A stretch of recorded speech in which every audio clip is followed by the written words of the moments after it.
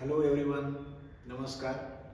मागोवाच्या या आठवड्यातल्या व्हिडिओमध्ये तुमचं स्वागत आहे. पहा, या आठवड्यामध्ये आपण साधारणतः 27 फेब्रुवारी ते 4 मार्च या दरम्यान घडलेल्या महत्त्वाच्या घडामोडी आपण बघणार आहे. आपण इंडियन एक्सप्रेसला फॉलो करतोय. तर याच्यामध्ये 4-5 घडामोडी महत्त्वाच्या होत्या. एक G20ची मीटिंग ती संपली, त्याच्यामधून काय निष्कर्ष निघाला म्हणजे विशेष करून युक्रेन युद्धावर. त्यानंतरनं सुप्रीम कोर्ट ऑफ इंडियाचे डिसिजन्स, पर्टिक्युलरली इलेक्शन कमिशनच्या अपॉइंटमेंटबद्दल ती एक महत्त्वाची बातमी आहे. आणि त्यानंतरनं इतर काही छोट्या मोठ्या बातम्या आहेत, त्यासुद्धा आपल्या परीक्षेच्या दृष्टिकोनातून महत्त्वाच्या आहेत. आता एक एक सुरू करूयात आपण. पहा, सगळ्यात पहिली बातमी ही आहे की day after G20 Quad sends message to Russia China on Ukraine aggression. ठीक आहे. आता इथे काय झालं की G20ची मीटिंग जी आहे ती संपुष्टात आलेली आहे. G20 तुम्हाला माहिती आहे की भारतामध्ये ती बैठक सुरू आहे आणि याच्यामध्ये G20मध्ये जे परराष्ट्र मंत्री आलेले आहेत 20 गटांकडनं, त्याच्यामध्ये युक्रेन युद्धावर एक जॉईंट स्टेटमेंट द्यायचं होतं की कोणत्या दिशेनं आणि काय सोल्युशन निघावं. परंतु ते जॉईंट स्टेटमेंट म्हणजे संयुक्त निवेदन जे आहे ते देण्यामध्ये अपयश आले. कारण प्रत्येक गटाचं म्हणजे त्याच्यामध्ये गट आहेत की एक अमेरिका आणि पाश्चिमात्य राष्ट्र जी युक्रेनच्या बाजूनी आहेत, त्यानंतर रशिया आणि चीनचं म्हणणं वेगळं पडतंय, भारतासारखे काही देश थोडेसे तटस्थ आहेत या प्रकरणात, यांचं म्हणणं वेगळं पडतंय. त्यामुळे जॉईंट स्टेटमेंट इश्यूज झालं नाही आहे. त्या पार्श्वभूमीवर काय केलंय की क्वॅडने आपलं स्वतःचं जॉईंट स्टेटमेंट डिक्लेअर केले. आता क्वॅड म्हणजे कोण? क्वॅडमध्ये कोण कोण आहे आपल्याला माहिती आहे. अमेरिका, भारत, जपान आणि ऑस्ट्रेलिया या 4 देशांचं मिळून क्वॅड हे एक आता औपचारिक संघटन आहे.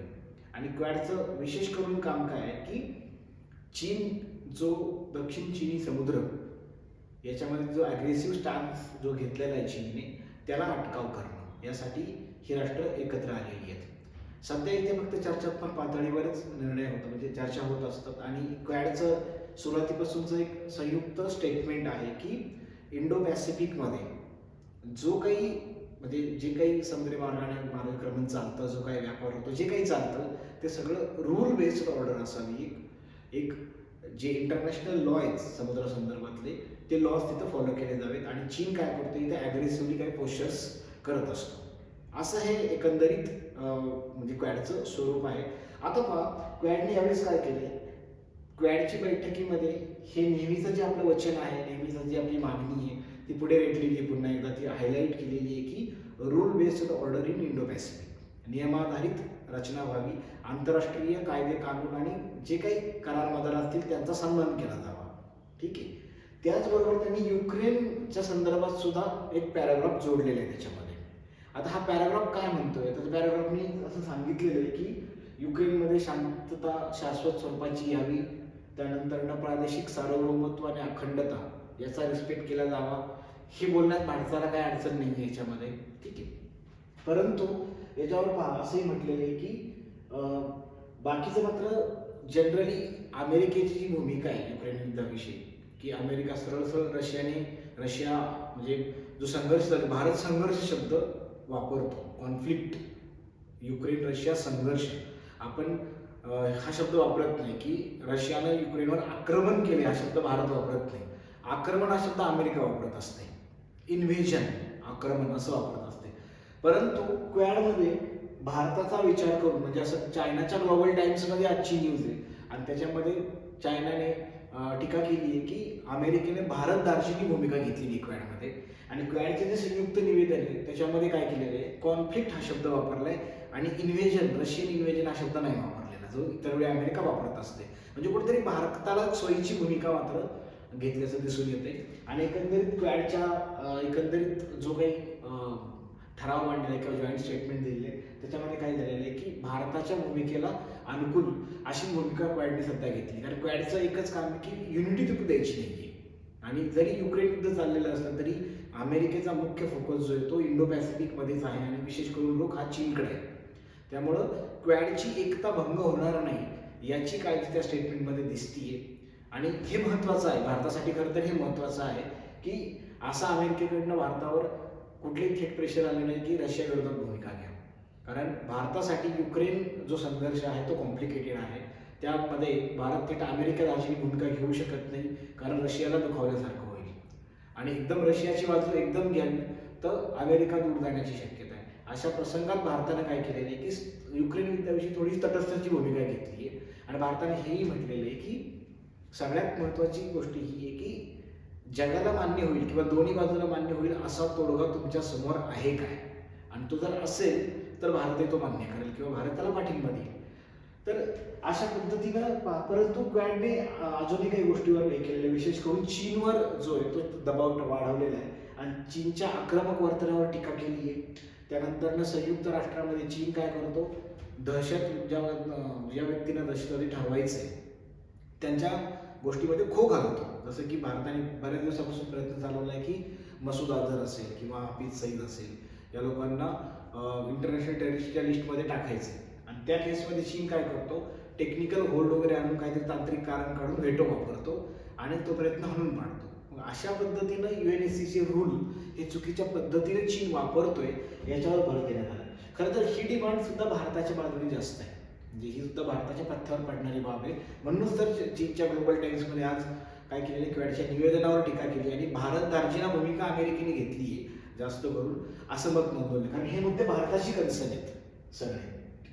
त्यानंतर याच्यामध्ये स्क्वॅडने असेही सांगितलेलं की इंडियन ओशन रिम असोसिएशन या संस्थेशी जवळीक साधण्याचा प्रयत्न केला जाईल. आता ही इंडियन ओशन रिम असोसिएशन काय आहे, तर अरबी समुद्रात ज्या ज्या राष्ट्रांच्या सीमा ओपन होतात किंवा जे डायरेक्ट स्टेक होल्डर आहेत त्यांची एक संघटना आहे. सध्या ही संघटना तितकीशी प्रबळ नाही आहे. आता ही संघटना याच्याशी जेवढे चांगले संबंध ठेवता येईल तेवढे चांगले, कारण चीनला अटकाव करण्यासाठी ही संघटना कामी येऊ शकते असं क्वॅडला वाटतंय. 2015-16 आणि मला वाटते 14-15 दरम्यान केव्हा तरी याच्यावर एक UPSCने प्रश्न विचारला होता की इंडियन ओशियन रिम असोसिएशन ही संघटना काय आहे, तिचं कार्य काय. त्यामुळं एकदा परत न्यूजमध्ये आलेली आहे. तर आता तुम्हाला विद्यार्थ्यांना स्पर्धा परीक्षे दृष्टिकोनातून या संघटनेविषयी थोडीशी माहिती अजून घ्यावी लागेल. ठीक आहे, पुढची बातमी बरेच वेळ झाली इंडियन एक्सप्रेसमध्ये येते. इंडियन एक्सप्रेसने एक इन्व्हेस्टिगेटिव्ह म्हणजे शोधपत्रकारिता ज्याला म्हणतो एक विषय लावून धरलेला आहे. विशेष करून जे how forest certification works, forest certification किंवा म्यानमारमधून होणारी तस्करी किंवा भारतातली जो काही उद्योग आहे, ठीक आहे, त्याला कशा पद्धतीने ग्रीन सर्टिफिकेशन जे आहे ते चुकीच्या पद्धतीने वाटले जातात, त्यामध्ये कसा भ्रष्टाचार आहे आणि एकंदरीत त्याच्यामधनं कसं नुकसान होतं आहे. ठीक आहे, सर्टिफिकेशन इंडस्ट्रीज उभी राहिलेली आहे.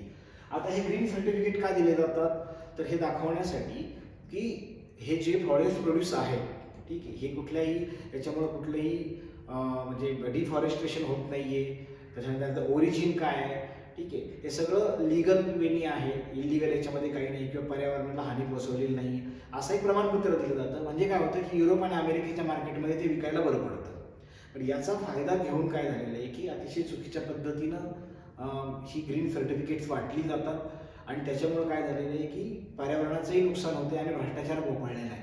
अशा संदर्भात एकंदरीत ही बातमी ती म्हणजे गेला आठवडाभर इंडियन एक्सप्रेसने लावून धरलेली. आता याच्यामध्ये जर तुम्ही पाहिलं तर FSC आणि PEFC या 2 सर्टिफिकेटचा उल्लेख येतोय. त्याच्यावर तुम्हाला प्रश्न येऊ शकतात. आता एकदम आपण तपशिलात जाणार नाही इथे, परंतु याच्यावर प्रश्न येऊ शकतात किंवा ग्रीन सर्टिफिकेट्स काय आहेत, ते कोण देतं काय, याच्यावर येऊ शकतं. याच्याविषयी जर तपशीलवार माहिती पाहिजे असेल तर हाऊ फॉरेस्ट सर्टिफिकेशन वर्क्स म्हणून मार्च 3च्या इंडियन एक्सप्रेसमध्ये पहा. याच्यामध्ये हे आलेलं आहे सगळं की हे सगळं कसं वर्क होतं, सस्टेनेबिलिटी अँड सर्टिफिकेट्स कसं जपलं जातं, कोणत्या कोणत्या संस्था त्याच्यामध्ये इन्व्हॉल्व असतात, त्याचे नियम काय, याच्यावर पूर्व परीक्षेला प्रश्न येण्याची शक्यता आहे. त्यामुळं ही बातमी तुम्ही फोकस करू शकता. G20वर आपण आत्ताच बोललो होतो. तर G20 जी बैठक संपलेली आहे त्याच्यावरनं आपल्याला हे लक्षात येते की एकमत तर काही झालं नाही आहे. म्हणजे काय की हा मल्टीलॅटरलिझमचा कुठेतरी पराभव आहे. मल्टीलॅटरलिझम म्हणजे काय की बहुपक्षीयता, की कुठलाही जागतिक प्रश्न सोडवताना कुठल्या तरी 2 गटांच्या भांडणाने तो सोडवावा किंवा 2 प्रबळ महासत्ता येतात आणि त्या महासत्ताच्या सत्ता स्पर्धेमध्ये काय होत असतं, तो प्रश्न तर सुटत नाही, इनफॅक्ट अधिकच चिघळतो आणि एकंदरीत वातावरण काय होतं, ध्रुवीकरणाचं होतं. तर असं न होता जर मल्टिपल होल्डर्स जर तिथे आले, ज्याला बहुपक्ष खूप सारे देश जर एकत्र येऊन काही सॉल्व्ह करत, जसं की G20 पहा, G20 मध्ये अनेक राष्ट्र आहेत, तर अशा पद्धतीने जर तो विजयी ठरला, त्यांनी काही सोल्युशन काढलं, तर आपोआपच महासत्तांच्या स्पर्धेला आळा बसेल आणि त्यातून शांतता जी आहे, जागतिक शांततेचा मार्ग मोकळा होईल, अशी एक धारणा आहे. परंतु झालंय असं की मल्टीलॅटरलिझमला इथं अपयश आल्याचं दिसतं.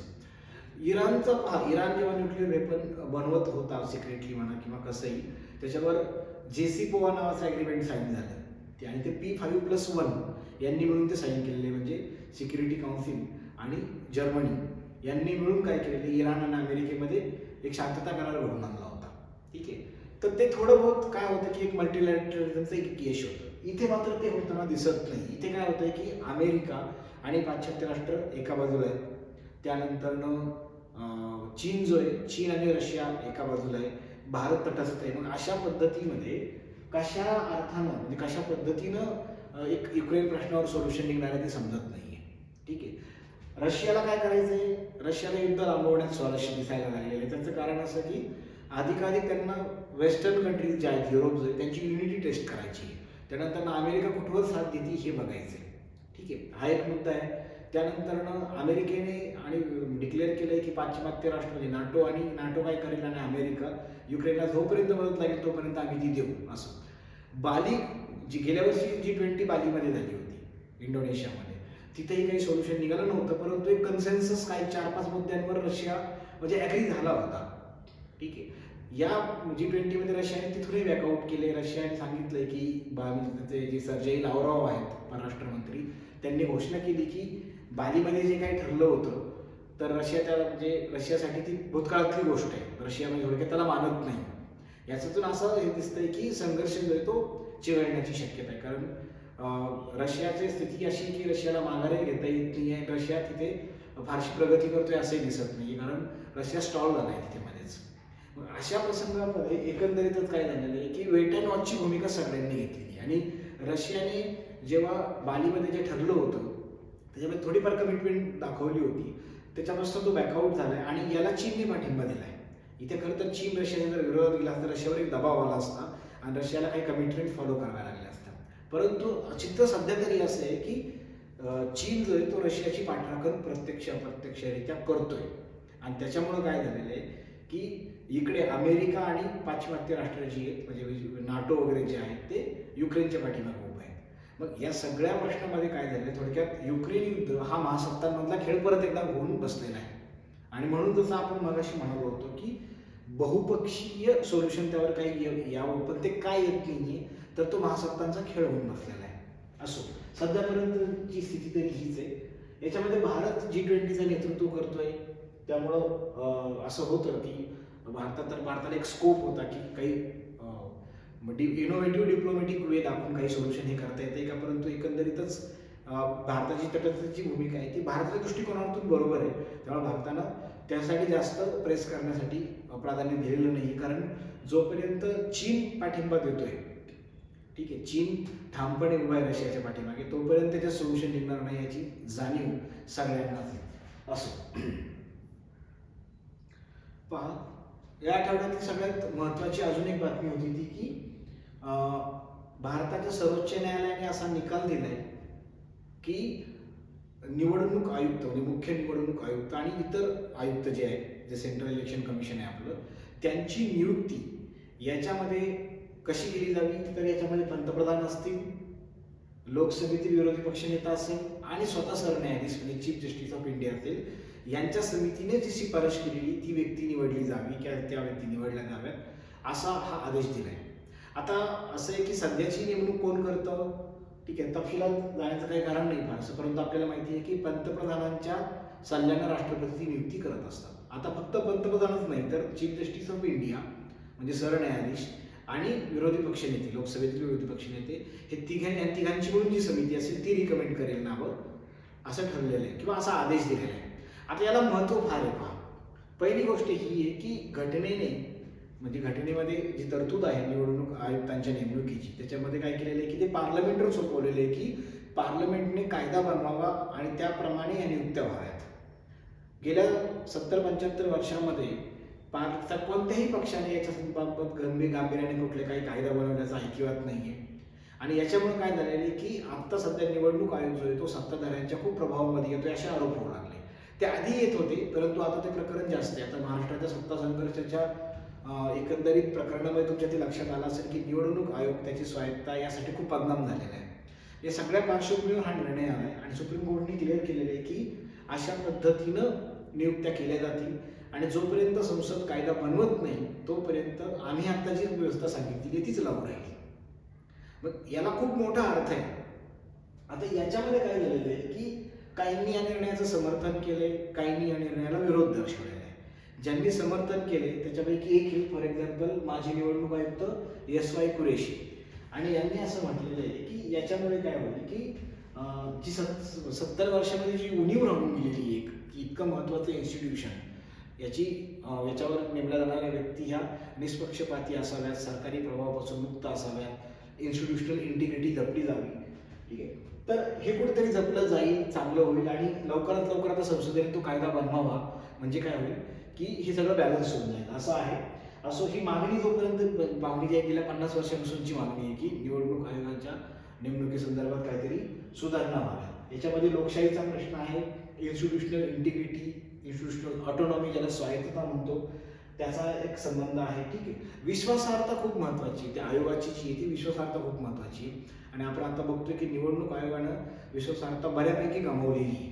ठीक आहे, तर यासाठी हे खूप महत्त्वाचं आहे कारण अल्टिमेटली घटनेने जर सांगितलं की कायदा बनवा आणि तो कायदा जर बनवत नसेल संसद, याचा अर्थ कुठेतरी घटनेप्रमाणे काम नाही चाललं असंच होतंय ना, बरोबर.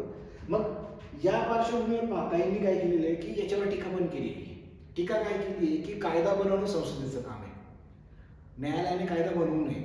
आणि इथे काय केले की इथे तुम्ही नियमच बनवले, म्हणजे कायदा घालून दिल्यासारखंच केलंय की अशा पद्धतीने नियुक्त्या केल्या जातील त्या. मग याच्यात काय की ज्युडिशियल ऍक्टिव्हिझम आहे, हा ज्युडिशियल ओव्हररीच आहे. म्हणजे काय करते, सर्वोच्च न्यायालय इतर म्हणजे संसदेच्या आणि कार्यपालिकेच्या कामामध्ये हस्तक्षेप करते असं. आता पहा, याला तार्किक युक्तिवाद काय केला जातो की आपल्या घटनेमध्ये किंवा कुठल्याही लोकशाही घटनेमध्ये काय असतं, सेपरेशन ऑफ पॉवर म्हणजे सत्ता विभाजन असतं. म्हणजे कायदे मंडळ, कार्यकारी मंडळ आणि न्यायपालिका या 3 स्वतंत्र विंग्ज असतात. म्हणजे कायदे मंडळाने कायदा बनवावा, त्यानंतरनं तो कायदा वापरावा कोणी, कार्यपालिकेने वापरावा, आणि बनवलेला कायदा आणि त्याचा वापर हा घटनेप्रमाणे आहे की नाही हे कोणी ठरवावं, हे न्यायालयाने ठरवावं. असे तिघांची कार्यक्षेत्र वेगवेगळी आहेत. म्हणजे एक जण कायदा बनवणार, एक जण त्याची अंमलबजावणी करणार आणि एक जण त्या दोन्ही गोष्टी घटनेप्रमाणे आहेत की नाही ते पाहणार. आता याच्यामध्ये काय झालेलं आहे की इथे अशा पद्धतीने नेमणुका केल्या जाव्यात, हे संसदेचं काम आहे आणि हे संसदेचं काम असताना न्यायालयाने त्यात हस्तक्षेप करून ते काम आपल्याकडे घेतले. याला ज्युडिशियल ऍक्टिव्हिझम यालाच म्हणतात किंवा काही ज्युडिशियल ओव्हररीच पण म्हणतात. ठीक आहे, परंतु याच्यामुळे काय होणार आहे, याच्यामुळे नुकसानच होणार आहे कारण सेपरेशन ऑफ पॉवरच्या तत्वाला धक्का लागतो इथे. त्यामुळे न्यायालयाने हे करायला नको होतं असं त्यांचं म्हणणं आहे. त्याच्यामध्ये बघा हितेश जैननी हा आर्टिकल लिहिलेला आहे की अशा पद्धतीने हे खरं तर हे डिबेट काही नवीन नाही, हे डिबेट जुनंच आहे. म्हणजे बऱ्याचदा PIL प्रकरणं येतात, सुप्रीम कोर्टाने काही निर्देश दिले जसे की विशाखा गाईडलाईन्स असतील किंवा दिल्ली प्रदूषण च्या संदर्भात एकदा सुप्रीम कोर्टाने नियमच घालून दिले होते की काय केलं पाहिजे वगैरे. अशा पद्धतीने न्यायालयच कायदा बनवायला लागला असे आरोप व्हायला लागले. तर याला 2 बाजू आहेत. या मान्यते तथ्य आहे, बरोबर आहे की सेपरेशन ऑफ पॉवर असलं पाहिजे, परंतु सगळ्यात महत्त्वाचं काय आहे ते की आपण याचा विचार केला पाहिजे की सर्वोच्च न्यायालयाने हा निर्णय कधी घेतला आहे, 70 वर्षानंतर न घेतलेला आहे आणि इतक्या वर्षात कायदाच बनत नाहीये आणि निवडणूक आयोगाची म्हणजे एकंदरीत प्रतिमाच धोक्यात आलेली आहे. लोकशाहीलाच नग लागते की काय अशी परिस्थिती आहे. अशा पार्श्वभूमीवर सर्वोच्च न्यायालयाचा निर्णय आला, याच्या आधी दिलेला नाही येतो, हे इथं समजण्यासारखं आहे. ज्याला म्हणून ज्युडिशियल रिस्ट्रेन की संयम ठेवा. तर हा संयम संपलाय का किंवा तो का संपलाय याच्या कारणांची सुद्धा आपण थोडासा विचार केला पाहिजे असं समर्थकांचं म्हणणं आहे. दुसरं असं, परंतु विरोधकांचं म्हणणंच असतं की तुम्ही सेपरेशन ऑफ पॉवर याच्यामध्ये काय आहे की स्वतः म्हणजे व्हॅक्यूम भरणं, जिथं न्यायपालिका कायदे मंडळाला अपयश येते तिथं न्यायपालिका यायला बघते. काहींचं म्हणणं हे की जिथं कार्यपालिका फेल होईल किंवा जिथं संसद फेल होईल त्या 2 संस्थांचं अपयश न्यायालय कसं काय भरून पाडू शकतं. कारण या प्रश्नांशी जेव्हा सामना करायचा असतो तेव्हा त्यांच्याकडे जी उपकरणं असतात, ज्या मेथड्स असतात, जी इन्स्ट्रुमेंट्स असतील, ठीक आहे, ती इन्स्ट्रुमेंट न्यायालयाकडे नाहीच आहेत. मग या 2 संस्थांचं अपयश न्यायालय कसं काय भरून काढू शकतं, ठीक आहे, असा एक सवाल इथं उपस्थित केला जातो. परंतु हा सवाल बराचसा तात्विक आहे. ठीक आहे, कारण न्यायालय काहीच करणार नाही या भूमिकेत न्यायालयाला राहता येणार नाही. अशी त्यामुळं न्यायालयाने जो हस्तक्षेप केलाय तो बऱ्याच लोकांना असं वाटतं किंवा स्कॉलर्सलाही असं वाटतं की न्यायालयाचा हस्तक्षेप हा योग्य वेळी झालेला आहे आणि आता अगदी गरज पडली म्हणून तो झालेला आहे. ठीक आहे. त्यामुळं अर्थातच याच्याकडे आपण बरेच जण सकारात्मक दृष्टिकोनातूनच पाहतात. हा एक आरोप लावला जातो की सुप्रीम कोर्टने बेसिक स्ट्रक्चर म्हणजे घटनेची मौलिक संरचना हा सिद्धांत मांडलाय, परंतु हा सिद्धांत न्यायालय काय करते आपल्या सोयीनंच वापरायला लागले. म्हणजे NJAC national judicial appointment commission हे जेव्हा बरखास्त करायचं होतं तेव्हा न्यायालयाने मौलिक संरचनेचा दाखला दिला आणि सांगितलं की न्यायालयीन स्वातंत्र्य ज्युडिशियल इंडिपेंडन्स हा मौलिक संरचनेचा भाग आहे, तुम्ही त्याला धक्का लावताय म्हणून आम्ही NJAC स्टट डाऊन करतोय. तर हे मान्य केलं तर मग सेपरेशन ऑफ पॉवर हे सुद्धा घटनेतच आहे आणि ते मौलिक संरचनेचा भाग आहे. मग तुम्ही आता न्यायालयच त्याला धक्का लावते, मग हे कसं बरोबर, असाही प्रश्न या ठिकाणी उपस्थित केला. परंतु जसं की आता आपण चर्चा केली आहे की हे सगळं का घडले, कोणत्या पार्श्वभूमीवर घडले, सध्याचं राजकीय वातावरण काय आहे, ठीक आहे, या सगळ्याचा विचार करून आपल्याला ग्रँड स्कीम ऑफ थिंगमध्ये हे सगळं बघावं लागेल. ठीक आहे, आयसोलेटेड फक्त तत्वाला चिकटून जमणार नाहीये. ते प्रॅक्टिकल वेने प्रॅग्मॅटिक न्यायालयाने काय केलं, प्रॅग्मॅटिक वास्तवदर्शी दृष्टिकोन घेऊन तो निकाल दिलेला आहे आणि तो बऱ्यापैकी हेही आहे. कारण सध्याची निवडणूक आयुक्तांची नियुक्ती कशा प्रकारे झाली आहे ती वादाच्या भोवऱ्यात सापडलेली आहे. म्हणजे त्या नियुक्तीच्या फाईलने अक्षरशः 3 दिवसांचा प्रवास सुद्धा केला नाही, लगेचच सँक्शन. म्हणजे आज VRS घेतोय काय व्यक्ती आणि उद्या निवडणूक आयुक्त म्हणून तो तिथे येतोय काय आणि बाकी त्यांनी दिलेले निर्णय चूक बरोबर ते वेळ आणि न्यायालय ठरवेल. परंतु ज्या पद्धतीने ही झाली ती पद्धत मात्र कुठेतरी प्रश्नार्थक आहे. 2024 मध्ये इलेक्शन येत आहेत आणि अशा प्रसंगी देशातील जनतेचा निवडणूक आयोगावर विश्वास राहिला पाहिजे, अशा पद्धतीने काहीतरी कृती करण्याची गरज आहे आणि त्या पार्श्वभूमीवर आपण या न्यायालयाच्या निकालाकडे बघितलं पाहिजे. बाकीच्या मग छोट्याशा बातम्या होत्या काही इम्पॉर्टंट, जसं की एक इंटरनॅशनल एनर्जी एजन्सीचा एक वार्षिक मिथेन ग्लोबल ट्रॅकर रिपोर्ट हा अहवाल प्रसिद्ध झाला आहे. मिथेन, आता मिथेन हा एक हरित वायू आहे, उष्णता वाढवणारा वायू आहे आपल्याला माहिती आहे आणि ग्लोबल क्लायमेट चेंज जो होतोय त्याच्यामध्ये किंवा जे काही करार मदार झाले त्याच्यानुसार या मिथेन वायूचं उत्सर्जन पण कमी करायचं. त्या संदर्भात हा अहवाल प्रसिद्ध करण्यात आला आहे की सध्या त्या वायूच्या उत्सर्जनाची काय स्थिती आहे वगैरे, आणि ती स्थिती फारशी समाधानकारक नाही असं हा अहवाल म्हणतोय. आता याच्यामध्ये म्हणलेलं आहे पहा की 2019च्या तुलनेत 2022 मध्ये एकंदरीत उत्सर्जन ते कमी झालेलं आहे, पण ते मात्र फार कमी झालेलं नाही आहे. आणि त्यानंतर अहवाल असंही म्हणतोय की लीक इन्फ्रास्ट्रक्चर शोधून दुरुस्त करण्याचं वचन कंपन्यांनी किंवा राष्ट्रांनी दिलं होतं, परंतु त्याच्यात काही प्रगती झालेली दिसत नाहीये. आज सुद्धा मानवामुळं मिथेन उत्सर्जन होते त्याचे 40% ह्युमन ऍक्टिव्हिटीजमुळे ते होते, मानवी क्रियाकलाप जे आहेत त्याच्यामुळं होते. म्हणजे मिथेनच्या उत्सर्जनामध्ये मानवाचा हात खूप मोठा आजही आहे. आणि बाकीचा जो भाग आहे की म्हणजे प्रत्यक्ष आपण ते उत्सर्जन करतोय आणि बाकीचा भाग की मिथेनची गळती होणं वगैरे याच्यामधून सुद्धा खूप सारा मिथेन वायू बाहेर पडत असतो. ठीक आहे, तर अशा पद्धतीनं मिथेन म्हणजे थोडक्यात मिथेन उत्सर्जन जी आहे ती एक महत्त्वाची गंभीर घटना आहे. त्यानंतर हा अहवाल असं पण म्हणतोय की ऊर्जा क्षेत्रातून 75% मिथेन उत्सर्जन स्वस्त आणि सहज उपलब्ध तंत्रज्ञानाद्वारे आपल्याला कमी करता येऊ शकतं. 75% खूप मोठा आकडा आहे, जे शतकाच्या मध्यापर्यंत जागतिक तापमानात 0.1 ते कमी करू शकतात. म्हणजे एकटा गॅस आणि सारे तंत्रज्ञानाने पण ते करता येणं शक्य आहे. तर याचा सगळ्यात महत्त्वाची गोष्ट की अंमलबजावणी खूप महत्त्वाची. ठीक आहे, परीक्षेच्या दृष्टिकोनातून जर बोलायचं झालं तर मग हा अहवाल कोण पब्लिश करतं, कधी करतं, त्याचे नक्की काय काय फाइंडिंग्स आहेत याच्याकडे तुम्हाला लक्ष देता येईल. पूर्व परीक्षेसाठी आणि मुख्य परीक्षेसाठी हा तितकाच महत्त्वाचा भाग आहे. मग अशी जे मी तुम्हाला सांगितलं की जे सुप्रीम कोर्टाने वर्डिक्ट दिले इलेक्शन कमिशन ऑफ इंडियावर, त्याच्या तपशिलात जर जाऊन कोणाला काय वाचायचं असेल तर इथे पहा 2 मार्चच्या इंडियन एक्सप्रेसमध्ये हे सगळं होतं. तर त्याच्यामध्ये सगळं दिलेलं आहे की why did SC debate the issue, की का आत्ता तो इलेक्शन कमिशनचा मुद्दा आला आहे. त्यानंतर व्हॉट इज द चॅलेंज, आव्हान काय आहे त्याच्यामध्ये, what did the court decide, त्यानंतर how did the court arrive at a verdict. हे सगळं मुद्दे जे आपण आता चर्चा केली ना तेच मुद्दे जे ते इथे अतिशय तपशीलवार बट वेल ड्राफ्टेड लँग्वेजमध्ये केलेले आहेत. तर तुम्ही नक्की वाचा, म्हणजे तो मुद्दा तुम्हाला समजा एक्सप्लेन पेज असतं बा, एक्सप्लेन लॉ म्हणून इंडियन एक्सप्रेसमध्ये रोज येत असतं, त्याच्यामध्ये हा भाग आहे, तो नक्की वाचा तुम्ही. इथं दोन्ही आहे. एक सिसोदियाची अटक आहे, ठीक आहे, मनीष सिसोदिया, की अरेस्टिंग मिस्टर सिसोदिया, सीबीआयचा वापर करण्यात आलाय. तो तांत्रिक मुद्दा काय आहे, ते का अटक केली, कसं केली, तो खोलातला मुद्दा इथं सगळा डिस्कस केलाय पहा. की एक्सप्लेनमध्येच एक्सप्लेन पॉलिटिक्स, त्याच्यामध्ये सगळे हे 27 फेब्रुवारीचा जो इंडियन एक्सप्रेस आहे त्याच्यामध्ये आलेलं आहे पहा, की सिसोदियांची केस काय आहे आणि त्यांना का अटक करण्यात आली ते असो. परंतु या सगळ्या प्रकरणामध्ये इंडियन एक्सप्रेसच्या संपादकीयामध्ये असं सांगण्यात आलं की 2024ची इलेक्शन, त्यानंतर सीबीआयचा वापर, ह्या सगळ्या गोष्टी, म्हणजे ही सगळं प्रकरण पॉलिटिकल अँगलनी नको व्हायला, ठीक आहे, इलेक्शन डोळ्यासमोर ठेवून हे सगळं नको व्हायला.